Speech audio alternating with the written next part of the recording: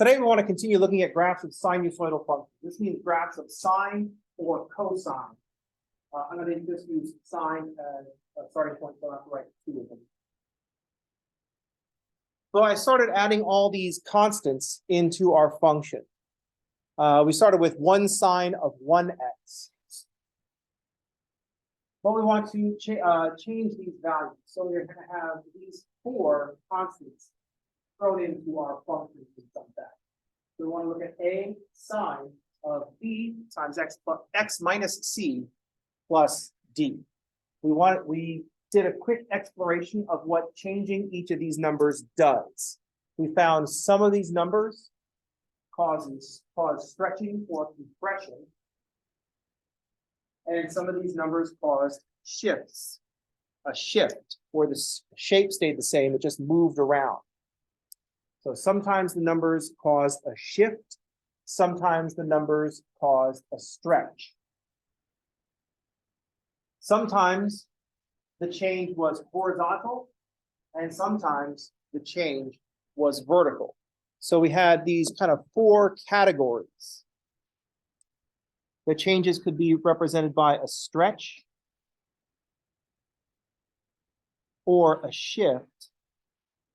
Stretch is going to include the opposite stretch, a compression. And the changes could be vertical or horizontal. So we'll have a vertical stretch, a horizontal stretch, or a vertical shift, and a horizontal shift. We wanted to come up with categories for each of these. And then we want to look at what the operation was that led to these. And then we want to look at kind of how it works. Any questions? So those are our defaults. So remember the base graph that we're working with is just y equals sine x, or the base graph, y equals sine x and y equals cosine x. So in the base graphs that we wanted to learn about are y equals sine x and y equals cosine x. And when we write these, the default coefficients are 1 in front of the trig function and 1 in front of the variable. In the default, y equals 1 sine of 1x and 1 cosine of 1x, we don't say minus 0 or plus 0 because we're adding 0. You don't have to write that. The same way we don't normally write the 1s when it's a coefficient. So here we can see that a and b are 1, but c and d are both 0. That's why we're not writing.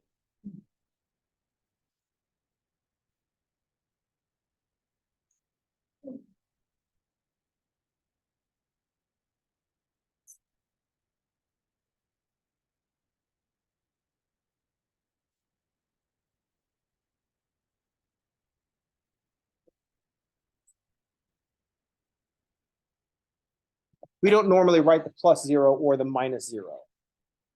That's why the defaults for those are 0.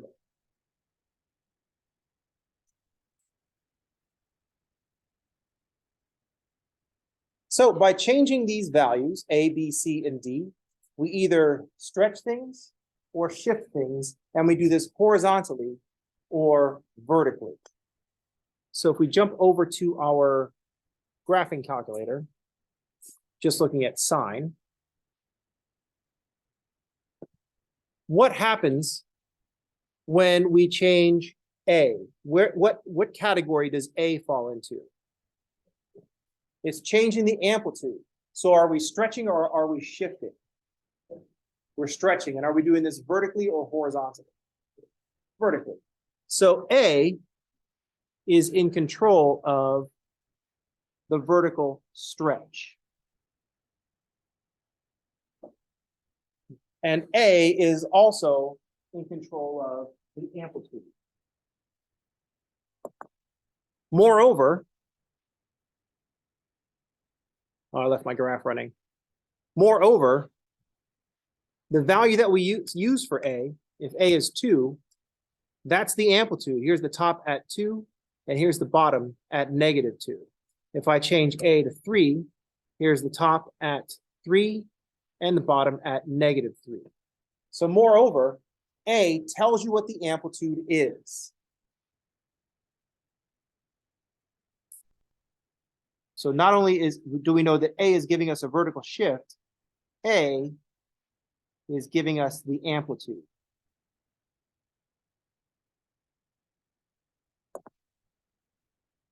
Now notice if I put A equals -3, my amplitude is still 3. This is because we describe the amplitude as the distance from the middle to the top, or from the middle to the bottom. Since we're describing the amplitude as a distance, we don't use a negative number. So for example, I say the distance from my house to work is 5 miles. I don't say that the distance from work to my house is -5 miles. We describe it as a distance. We always use a positive value. So we could say that A is telling us the amplitude, but we only want it to be we want the amplitude to be a distance. So we'll say the absolute value of A is the amplitude. From a category standpoint, A is in control of the vertical stretch.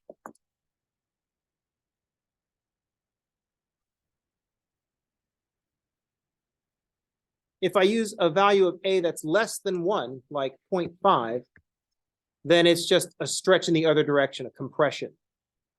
And the graph is flattened out.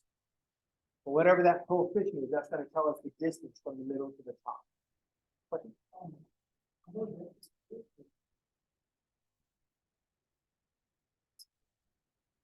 Yes. So to get the picture, I just typed up here. I'll type a new one down here. A equal, say Y equals, and then I just type like I see it on the screen. So I just type in A, and you could type sine or cosine, COS, and then start doing parentheses. B parentheses X minus C close parentheses again, plus D. When you type letters other than X and Y, it'll ask if you want to add a slider, and then just click add slider. So I think it'll let me go back. So if we got rid of these, it says add slider, because it's confused. Right now it's got the exclamation point. It's like, there's too many variables. So it decides that you're using A, B, C, and D as constants, and then you can drop sliders in. It sets the defaults to 1, but that's a Desmos thing. C should be a 0, and D should be a 0. It's not?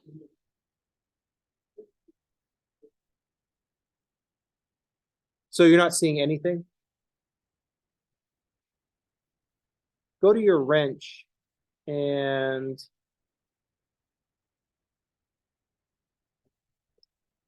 yeah. Yeah, go to your wrench, change to radians, and then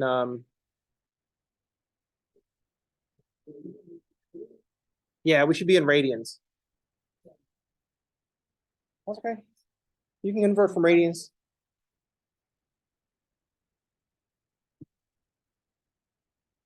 So that A is in control of the vertical stretching.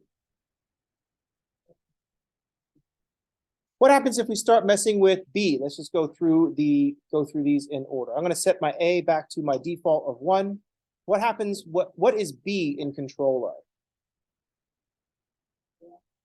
Looks like it's controlling the period because there's horizontal stretching. And it's like this very slow boing. It's like a spring in slow motion.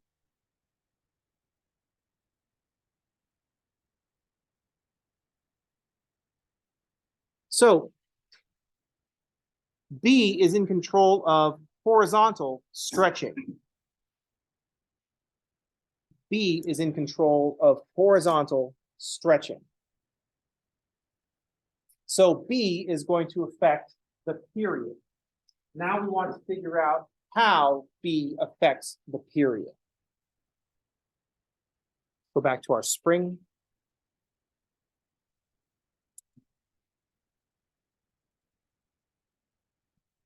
So here's our spring. With b equals 1, we have our default period of 2 pi. There's 0, there's x is 2 pi, here's negative 2 pi. As you can see, 2 cycles. The distance from the top to the top is also a distance of 2 pi. The distance from the bottom to the next bottom, 2 pi. The distance from the mid going down to the next mid going down is also 2 pi. With A, when we changed A to 2, we stretched the graph up and it got taller. What happens if I change B to 2? What happens when I change B to 2?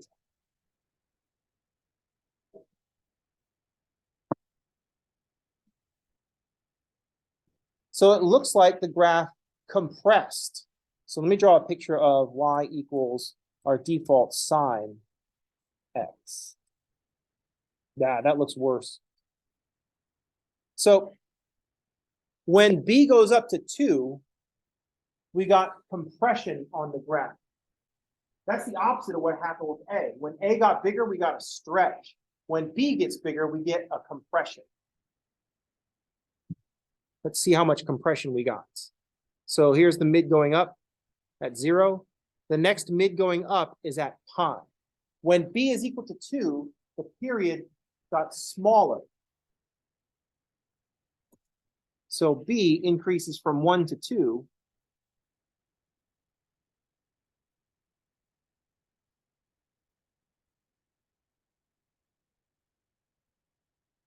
When B is equal to 1, our period was 2 pi. And then when B is equal to 2, our period is only at pi. What's going to happen if I double B up again and set B equal to 4? What do you expect the period to be? Now, B is equal to 1 gives us a period of 2 pi. B equals 2 gave us a period of pi. So if I double up the B again, once again, we see more compression. And we see it compressed by the same factor, because here is, that's the next middle going up. So we go from 0 to pi over 2. So when B went up to 4, our period cut in half again to pi over 2. Question?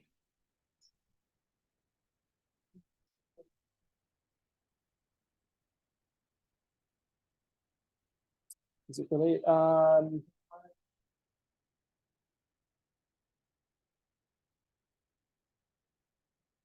Yes, we could.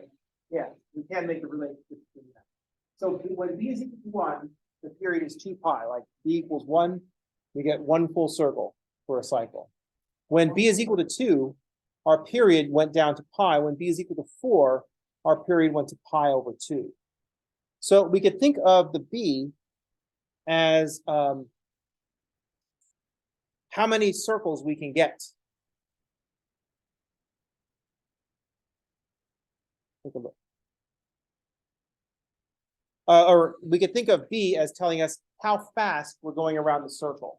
When B is equal to 4, we're going around the circle 4 times as fast. So the period, we do 1 full circle in just pi over 2. I don't know if it gives me nice fractions. If B is equal to 5, what do we expect the period to be? I didn't double up again. I just went to 5. 2 pi divided by 5, which is a weird number. At least if B is equal to 6, what do you expect the period to be?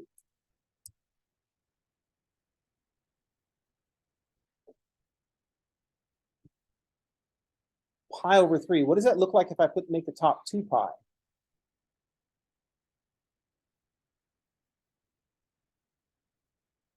So when I went to B equals 5,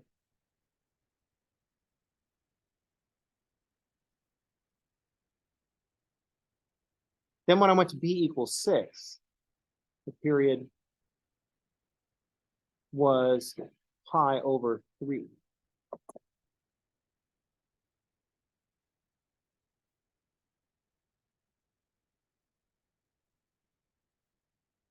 So what does it look like as a relationship between the period? How do I figure out the period based on the number b?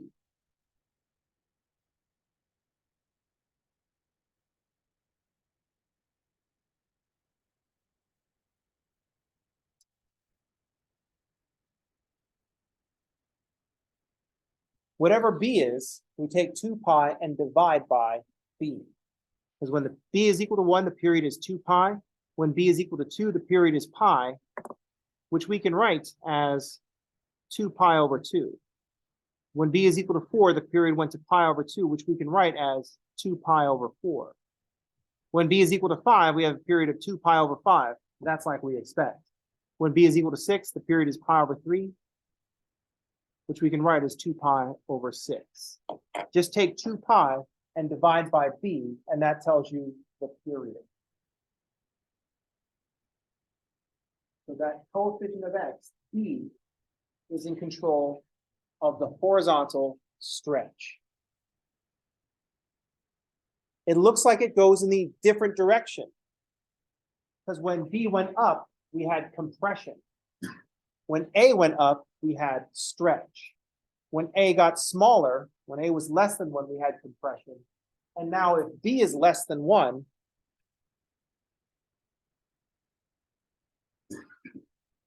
if I make b 0.5, equals. There we go. If I make b equal to 0.5, now we stretch it out. So when b got smaller than 1, it stretched out. I even have to move my graph. So here's 0. Here's the next mid going up at 4 pi.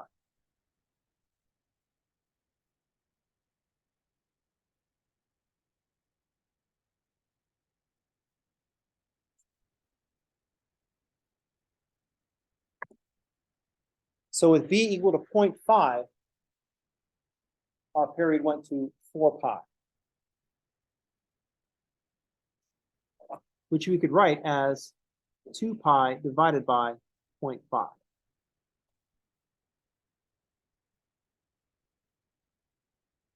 So b is in control of the horizontal stretching.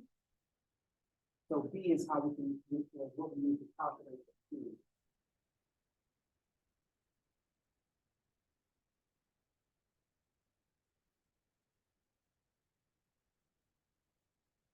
Anybody?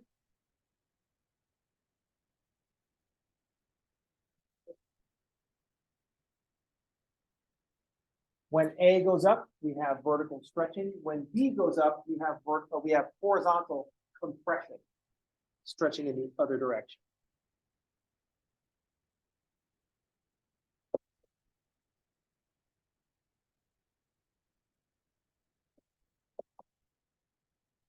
Any questions?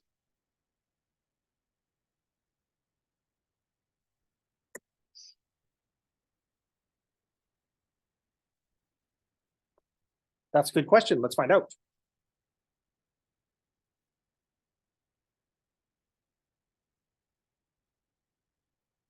So here we are increasing B and we got all this compression. If we decrease B,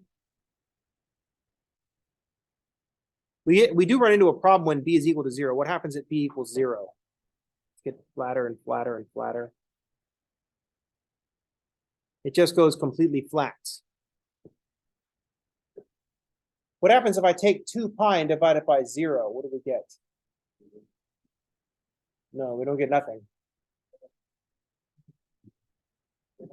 What do we get when we divide by 0? No. No. What is it? 2 pi divided by 0 is undefined. We can't assign a value to it. We don't get to divide by 0.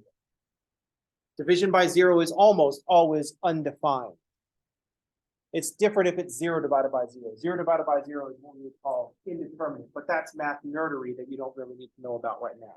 Division by 0 is undefined. What happens? So what happens if we plug in numbers that are close to 0?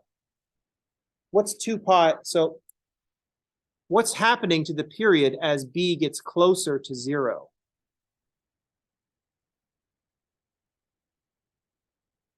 The graph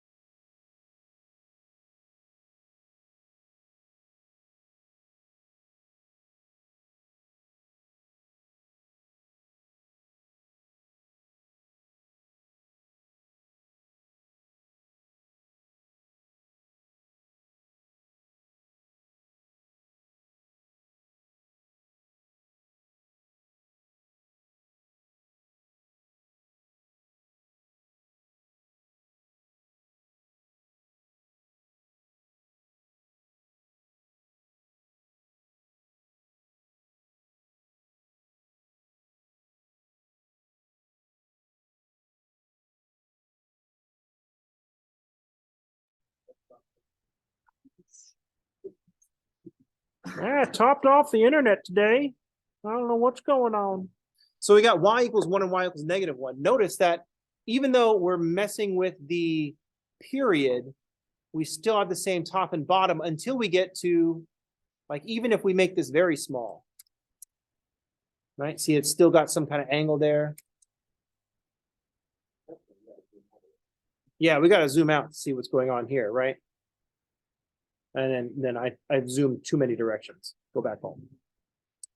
Yeah. So what's happening is that as b gets closer to 0, the period is just getting longer and longer and longer. Because when b is divided by 0.01, when b is divided by 0.01, so if b is 0.1, then the period is 2 pi divided by 0.1, or 20 pi. When b is 0.001, oops, that's too many zeros. Oh, it's fine. It's fine. The period is 2 pi divided by 0.001, or 200 pi. So what's happening to the period as b gets closer to 0? As b gets closer to 0, the period is just getting longer and longer and longer. Now, don't write this down. I know some of you are taking notes. Don't write this down, because I'm about to write divided by 0. I get to write divided by 0. I have a license. I left my wallet in my office. It's fine.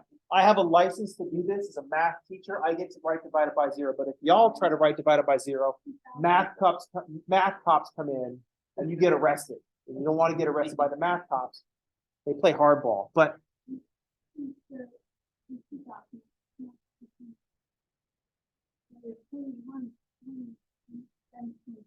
you're right. See, I knew I had written too many zeros before, and then I ended up not writing a 0 because my plan was to go 20 to 200. So thank you. You're right. I went from 20 to 2,000. So the important thing is we keep getting closer to 0. This keeps getting bigger. So we can't actually say 2 pi divided by 0. Dividing by 0 is not okay, right? I get to write it. When you get further, when you get to calculus, when you get through calculus is when you can start talking about dividing by 0. Then it's cool. Before that, no, it's not okay. It's the concept that counts, exactly. What's happening is that the period is stretching out towards infinity. So this makes making b, the denominator, closer to 0. It makes the fraction get bigger. So we write an arrow. We don't want to say equals, but we can say that it's going towards infinity. You also don't get to write equals infinity, because that doesn't mean infinity is not a number. It can't be sitting around an equal sign. Now, when you get through calculus, you can say, oh yeah, 1 divided by 0 equals infinity. But that's only if everybody in the room have been through calculus. If like your little cousin or something is like hanging around and they're only in arithmetic, and like, oh, 1 divided by 0 is infinity, they're going to get bad information. They're going to say something, and then all of a sudden, your siblings are getting arrested by the math cops. What are you teaching your kid? What are you talking about? You said 1 divided by 0 is infinity. Then the math cops show up. Math cops. What you gonna do? What you gonna do when you divide by 2? So what's happening? You can tell I love the question about what happens when b is equal to 0. What happens when b is equal to 0, we can think of it as the period stretching out towards infinity. The period is now infinitely long, so we can't see the graph moving up and down because it doesn't get to 1. We don't get 1 full cycle until we get to infinity, and we never get to infinity. Isn't that cool? Because look how much flatter it's getting. And then if I step this down to 0, we just can't see because it doesn't go up through 1 full cycle until we get to infinity, which we can never do. Isn't that awesome? Then what happens when it goes negative? I'll do 1/10 because we can see it. It just shifts the other direction, or not shifts. It just changes the direction. Because before it was going up, I just realized you can't see when I point like this. You can see when I point like this on this screen, but you can't see when I point like this. So before, this had like a line, the green line was like a positive slope. It went up from left to right. We stretched it out so much, it went flat. And now that we're stretching with a negative number, it's just curved. Now it's like it's decreasing from 0. We stretch it out so much, it's wrapped around to the other side. And then, as we decrease some more,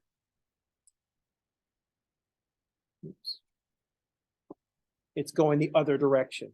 So compare that with, let's say, y equals, I just need the b, type n. Thank you.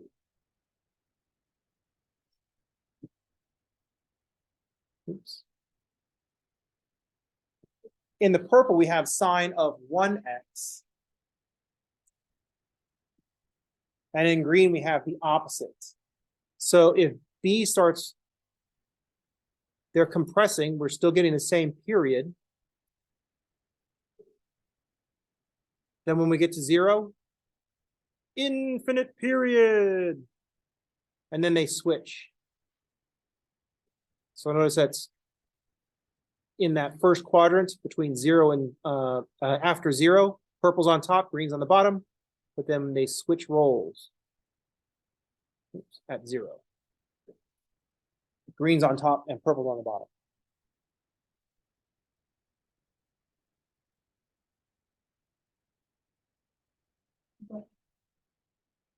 The same thing happens with A, by the way, but when we have A,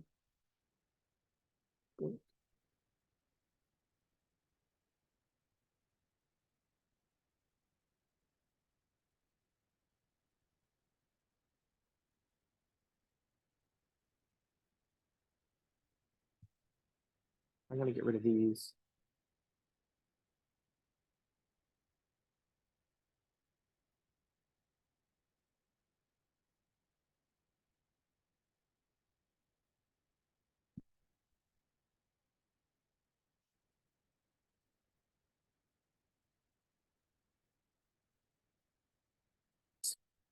So 0. I want 1 cycle. Now, if we change A, we know that if A increases, we start stretching up and up and up until we get these really tall graphs. When A gets down to 0, we don't have to do, you can write this one. You can write 0 times. It's multiplying everything by 0. So it's whatever the sign of something is, we multiply that by 0 and we come up with 0. And that's why the graph flattens out. And we can actually see the graph flattening out when A gets smaller. And it passes out. And it's like, oh, Luke, don't be a dick. And then if we think it's dead, Luke. Wait, Luke, there's one more thing.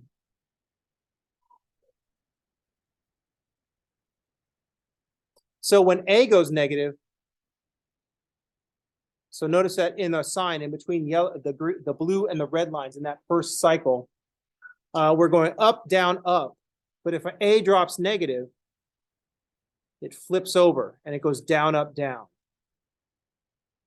So when A goes negative, we're going in the other direction.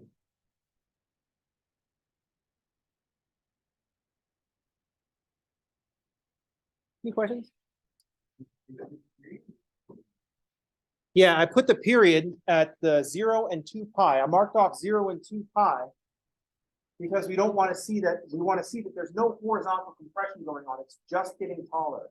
That's the same reason I put the 2 horizontal lines when we were looking at the period compressing and stretching. So if I go down here and let's say I only care about A.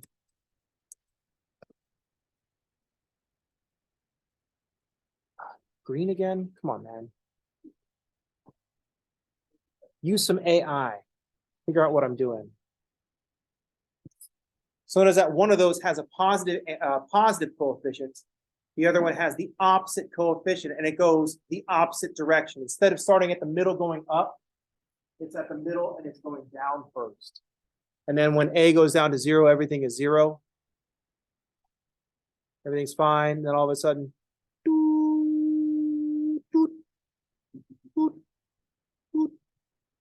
and they switch roles. And that for it's green is up, down, up. Purple is down, up, down. When A is negative, green is down, up, down. Purple is up, down, up. Any questions? Yes. So the amplitude is going in the same direction as A, and B was kind of going in the opposite direction. B went up, period went down. Is everybody okay?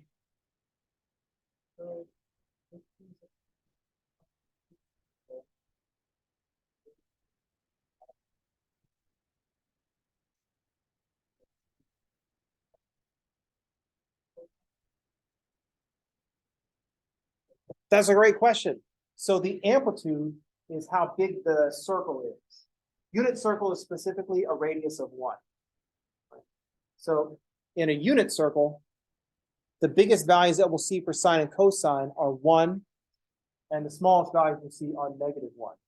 But if I let the amplitude be, come back to this, there we go, 3.58, now we're dealing with a circle of radius 3.58. Because here we are at when theta is equal to 0 on the positive x-axis, and then we rotate it around. Here we are at 90 degrees or pi over 2 radians at the top of that circle. So the amplitude is going to be the radius of the circle.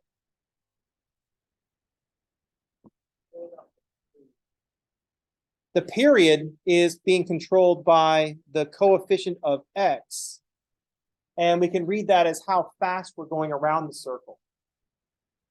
So normally we go around the circle at a speed of 1, so it takes 2 pi to get around. But if we double our speed, we get around the circle in pi. It takes us half the time to get around pi.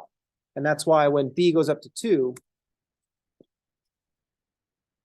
notice that B in that 0 to 2 pi makes 2 circles because it's going twice as fast.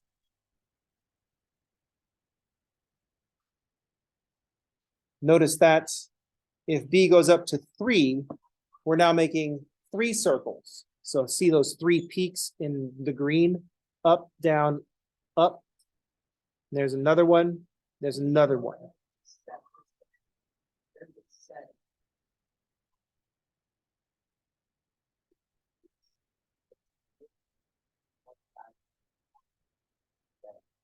Yeah.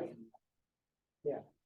So think of the coefficient of x, the number that tells us what the period is, as how fast we're going around. Because with B equals 3, we're going 3 times as fast as we normally do. So that's why we can make 3 rotations from 0 to 2 pi. Any questions?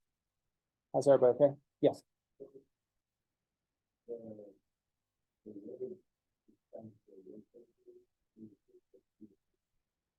Think about, remember what the sine represents. Sine represents the y-coordinate as we go around the circle. So that's why it starts off at 0 and it goes up, down, and then up again. So if I have the function sine of 3x like I have here, we're going up, down, up again 3 times as fast. So we're going from 33 RPM to 99 RPM, making more rotations. If we're driving at 50 miles per hour, it'll take twice as long as if we drive at 100 miles. Don't drive 100 miles.